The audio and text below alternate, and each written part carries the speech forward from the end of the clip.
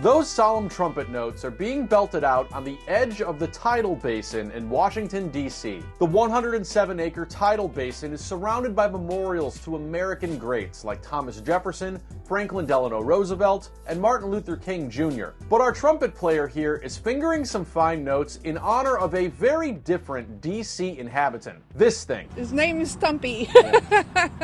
It's a cute little tree that unfortunately I believe this year is going to be its last bloom. That's right. The likes of those Virginia residents we just heard from and other DC locals are turning out to pay homage to Stumpy, this old Japanese cherry tree that's rapidly approaching the end of its life. Now, when I say approaching the end of its life, it's not because this thing hardly looks like a big healthy tree in spite of its mascot's calisthenics. Stumpy here is among 300 total trees, including 140 cherry trees, that are set to be taken out and turned into mulch later this summer. I read about it on the news, and I read that they were going to be taking out some of the trees here, so this would be the last opportunity to come down and see at least a stretch from here. And Stumpy was in the article, and it sounded like just a cool, interesting tree and something that I wanted to come see before he gets removed for the restoration project. Yeah, it's a $113 million restoration project that's set to restore the seawall surrounding the D.C. Tidal Basin along the Potomac River. The very same tidal basin that the so-called Tidal Basin bombshell jumped into in a 1974 sex scandal that embroiled an Arkansas representative. Well, it's certainly going to benefit the visitor experience, and that's very important to us. That's a spokesperson with the National Park Service, in case the get-up didn't give it away. But most of all,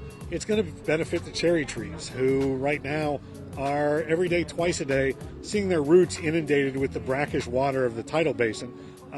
We've lost entire stretches, 100-yard stretches of trees to the water, and we can't replace those trees until we fix the underlying cause of what killed them in the first place. So once we're finished, once the seawall's high enough and the water stays in the tidal basin, we look forward to having an environment where the trees can grow without those threats to their long-term well-being. This repair work is set to get underway in full not long after the National Cherry Blossom Festival wraps up. This year it's taking place March 20th through April 14th, and this annual affair is expected to draw 1.5 million visitors in 2024, according to the event's organizers. But even though next year's event will be down one short Stumpy tree, this 3-year restoration project around the tidal basin is intended to enhance the environment and make things better for future visitors. Over the next 3 years, we will anchor those seawalls in bedrock to keep them from settling.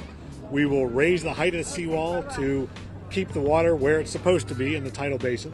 And we'll widen the walkways as well to accommodate 21st century crowds. That's in part because these 21st century crowds are running into 21st century problems. And I'm not just talking about AI brooches spouting off the wrong info during a demo, or robot vacuums letting loose an excrement-themed apocalypse. For one thing, this twice-daily flooding at high tide of cherry tree roots and pedestrian paths occurs in part because since the seawall was built in the 1990s, sea levels have risen about a foot. Rising global temperatures and warmer winters are also causing peak bloom to hit calendars earlier than before. The festival's website says peak bloom was reached about a week ago on March 17th, which indicates 70% of the cherry blossoms of these Yoshino cherry trees will be flowering. In comparison, peak bloom was reached on April 9th back in 2013, and the Park Service believes peak bloom may arrive even earlier in March by 2050. It's really been a historic peak bloom in a lot of ways. It is the second earliest peak bloom on record.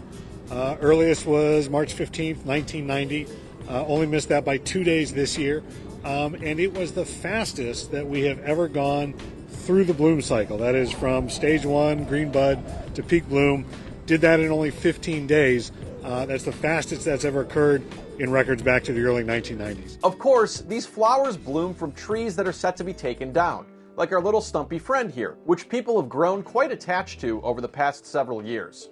During the pandemic, Reddit users said Stumpy served as an inspiration to us all as it thrived and bloomed in March of 2020. And today, ahead of its final bloom, members of the Washington D.C. subreddit, like successful_sir_7293 are asking, can we all chain ourselves to Stumpy before the excavator shows up? Hear Me Out with an attentive face writes, now I'm crying, thanks. and Deline pleads in all caps, "Save Stumpy." In addition to flowers, Stumpy has also bloomed something of a small cottage industry in and of itself, where the tree's devotees can enjoy everything from a $15.50 Seasons of Stumpy calendar, to a $25 Hail Stumpy t-shirt, to a $55 Stumpy-themed needlepoint workshop. But just because Stumpy and his friends are about to be chopped up like a Cobb salad doesn't mean this is goodbye to Stumpy forever. The trees that are being removed, we will return back to the National Mall as mulch. That mulch will be spread over tree roots of the surviving trees, giving them protection from foot traffic. And then as that mulch breaks down, it becomes soil.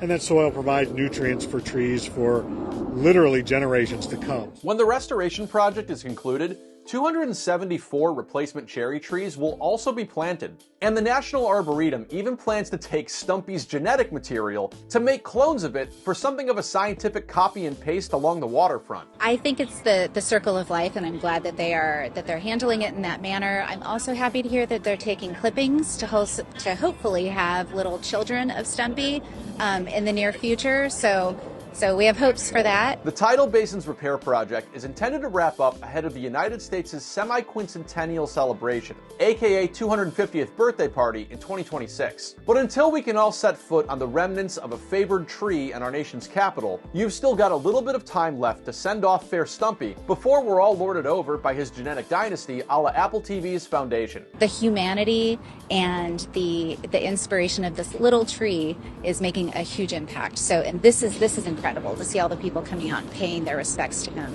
for his last bloom.